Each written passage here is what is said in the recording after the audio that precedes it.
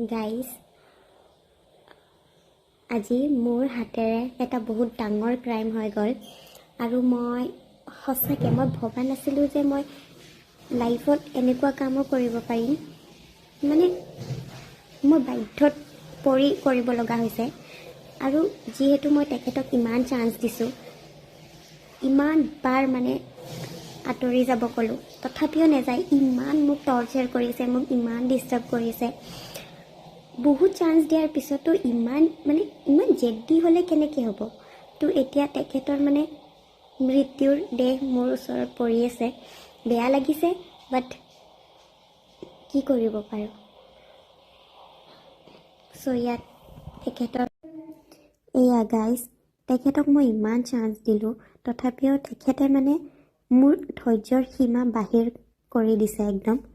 আৰু চাওক, ইমান মোৰ তেজ খাইছে নহয়। এয়া